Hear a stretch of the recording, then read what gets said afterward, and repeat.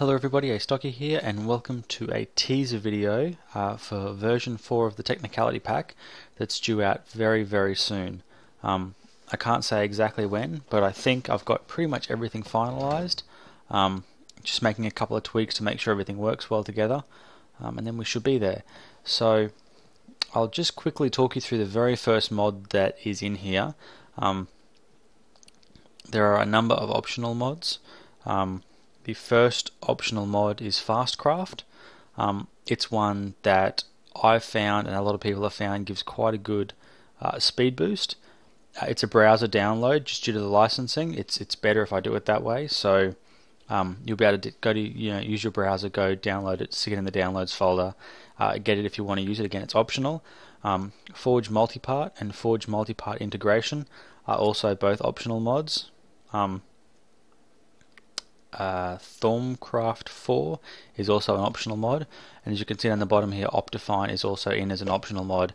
It's a browser download as well. So Thorncraft adds a whole lot of stuff that, some people just don't like, and if you don't like it, I don't want you to have it, but lots of people do like it, so I think it kind of fits in.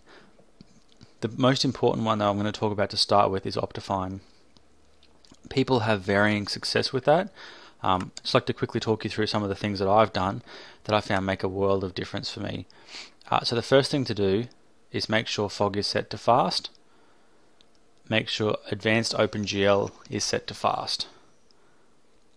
Then if you have a dual core or more system, definitely set your chunk loading to multi-core. If you have problems with multi-core, go back to default, but it is just so much faster when it's on multi-core. It's really just quite amazing. Now the next thing is, these settings here you don't have to really play with. Same with the detail settings.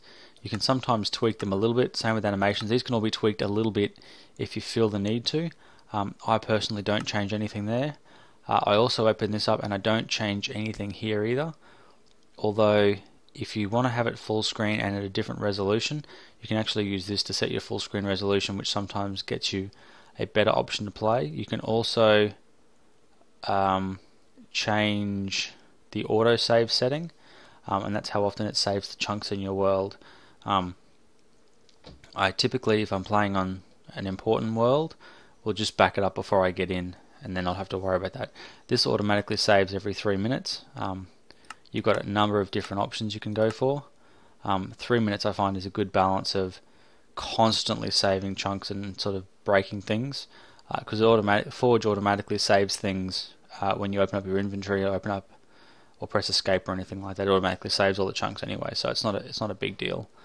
The one that I found is the most important though is this option in here. So I've tweaked a few of them. I like to have smooth FPS on, smooth world on, although smooth world really is only effective if you've got a single core CPU. I don't, but I found that doesn't make any difference having it on anyway. Load far on or off doesn't really matter because I set my view distance on 16, but for those of you who like to basically load the world up, press escape and wait for the world to load in, that can actually have a big difference on gameplay because it means you can move quite a bit before chunks have to start being loaded. I don't pre-load chunks. Some people do that. I don't find that it makes a big difference, but it does make a big difference to how much it kind of lags when you first load it up. Chunk updates, I always make that 3. It says it lowers FPS, but I found that how much faster it basically it changes the cap to how many chunks it can load per tick, and I found with the quad core system that I've got, it makes a big difference. Dynamic updates I turn on, fast math I turn on, fast render I turn off. Some people find that boosts the speed of their game, but if you see here it says down at the very bottom, if you notice flickering textures on some blocks, some people find issues with Britannia animations and things and Thorncraft. Some people also find problems with the barrels from Jabba. So I always turn that off just to make sure I haven't got an issue. And lazy chunk loading I turn on. The idea is that it tries to distribute the way that it loads chunks to stop you getting lag spikes. overall I found that it gives me quite a good FPS boost. I'm just in a bit of a test world at the moment, and once it loads up you can see that I'm getting 200 sort of chunk updates per tick while it loads the world in, and then once that settles down the FPS kind of jumps back up. But even as it is, the FPS never dropped below 35 and I'm loading lots of stuff. So I'm in a magical forest biome and I'm carrying an Elementium kissed dreamwood staff, and as you can see the actual V's in it is constantly recharging itself from my creative mana tablet. The reason for that is that, was that a note I saw? Yeah, just there. Is that I have Forbidden Magic in the pack, but I'm kind of jumping ahead of things. Let's go back and look at the mods. So Optifine I talked about. Got the latest stable build of Minecraft Forge. As expected, code chicken core, not enough items. Buildcraft, absolutely huge fan of Buildcraft. So Buildcraft is essential and it's in. Additional Buildcraft objects is also in. And Buildcraft Editions is also in here, although I'm not sure why it didn't come up in order. And Buildcraft Compatibility. Those ones are in there. My integration table recipe to make gears are also in there, as is the mine tweaker that's required to support that. The next mod is Bibliocraft and Bibliowoods Forestry, obviously to go with the forestry that's in there as well. And then kind of rounding out the Buildcraft support is Eureka, which is needed for Buildcraft Editions. And if we jump down a little bit further, you should see Railcraft version 9.5. So that pretty much rounds out the Buildcraft side of things. Again, huge fan of Buildcraft. Think it's super well balanced, and I think it's just a really good mod, and I like most of what Buildcraft Editions adds, and additional Buildcraft objects adds a couple of cool pipes as well. So following on from there, we get into the sort of more magically sort of themed aspect of it.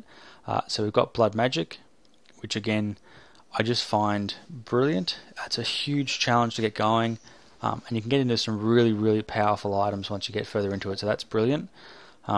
We have Thorncraft 4, as I've already said, with baubles to go with that. We also have, if I can jump down a little bit to go with that, we also have the Thorncraft NEI plugin, and as I discussed a little while ago, we've also got Forbidden Magic, and that integrates Blood Magic, Botania, and a couple of other mods into Thorncraft 4 to add new kind of cross-mod ways of doing things, which I just think is absolutely brilliant. Botania, of course, because to be honest, it is a little OP, but it's fun. It's fun, it's amazing, it's cool. It takes a lot of effort to get set up to get to OP. Probably is a bit, if I had the option of tweaking some of it, I would, but still happy to have it in the pack the way that it is. The next mod that's worth talking about is Ender.io, because I just wouldn't make a pack without it now. It's just got so many features and so many cool things that it can do. I just think it's brilliant. In terms of adding functionality, we've also got extra utilities, although I've disabled the generators for extra utilities. And then I was sure we had one more. Two more actually, there you go. Redstone Paste. It's a mod that allows you to mix a slime ball and redstone, and run redstone up and down walls, and also tweak redstone within the same block so it doesn't connect to things you don't want it to. So that's really quite cool. And the final one is Witchery. That's kind of, I guess, rounding out the functionality adding mods. There's Pam's Clay Spawn, which I just hate having to hunt for clay, so I find that's a really useful way of doing things. I've got Walia and Walia Harvestability, which is just a generally helpful sort of mod. I mentioned already Mine Tweaker. I always have inventory tweaks and mouse tweaks. I mentioned Forge Multipart and Forge Multipart integration. Now I've added Imobus Core and Dimensional Anchors, just because sometimes it's really handy to have a chunk loader. The config file, when the pack comes out, is going to require the dimensional anchors to use a fuel, so it's not kind of a freebie. It's not going to only run on ender pearls though, like the one in Railcraft does, and it's not quite as expensive either, which I think is good. And then I guess to go well with the Forge multi-part and the painting machine from Ender.io is Carpenter's Blocks, which is just again mainly decorative. So I'm pretty sure I've covered everything that's in there. Bibliocraft itself, something that I didn't realize is it actually adds quite a lot that's more than just functionality. I haven't exactly worked out how I'm going to do it though. It's something I really have to look up and find out some more about. But you bring up your, oops, you bring up your map with Bibliocraft, or whatever it is. And there's a way to make the map be completely full. I wish I knew what that was. But so you got your map. You run around and your map fills itself in just like it normally does.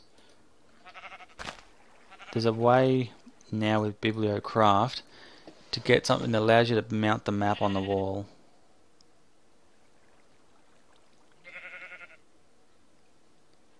An oak map frame. Now I'm pretty sure the way that this works, like I said, I haven't really experimented a whole lot with this, is that you place that on there, and then you place the map that you have in it, and then you see how I placed a pin there? Oops. That was not ideal. So place the map, place that. Now there's a way that you can actually put a pin in the map, and once you put a pin in the map, Bibliocraft has, let's just try this, at mod.bib Bibliocraft, it's got a special compass that you can make in it, a waypoint compass. There we go. So we grab the waypoint compass,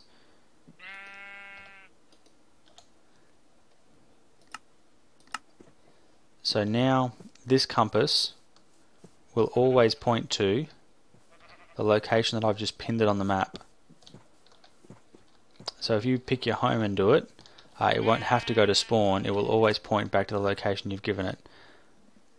Now the recipe for that, it's a bit expensive, but you'll notice there's no minimap. I never mentioned a minimap. So once you've made yourself a map and mounted it in a map frame, you set up this waypoint compass, although from the looks of that it might even work without a map. However it works though, it allows you to set a reference point that you can always head back to. So you can see I have a way of getting there, and I do like these map frames because there is a way to put pins in them, and you can do different things to point out pins and things, and point different things to the pins to help out. Not going to go into a huge amount of the rest of the stuff that's in the pack. You can see I've just been running around just spawning things and killing things with the Ender and the Athana just to see how different things work. Really looking forward to getting started with this. I will actually give out the seed to this world once I get started playing in it, because it's an amazing seed that I found. You spawn just about here. Now that is an obsidian totem, right? Obelisk. That has a bunch of bad guys around it. That doesn't always spawn just there. I've had it spawn over that way a bit, but you can see this is like two magical biomes bordering a nice forest. Just there we have a swamp, and just over the other side of the swamp is an extreme hills with some more forest around it. So this is about as good a seed as you can get when you're looking at playing, Witchery and Thorncraft and a couple of other different mods like that. So yeah, when I actually kick the series off, as last time, I'll do a quick install video, and after I've done the install video, I will then do, after I've done the quick install video, I'll then basically load this world up and show you guys the seed. It's really cool. So hopefully you guys are interested in this new series. Again, this is not going to be starting off as a full-fledged series straight away. I'm basically just going to kick it off, do the first episode to show you guys how to install it, and then show you the seed, because I've got just a little bit more that I want to do with Buildcraft and Britannia before I end that series. So hopefully you guys are looking forward to the start of this new series once I wrap the other one up. Until then, please, like I said, this pack is going to be released really soon, so please keep an eye out for this, and when it comes out, make sure you give it a try and give me your feedback. So thanks very much for watching. Astocky out.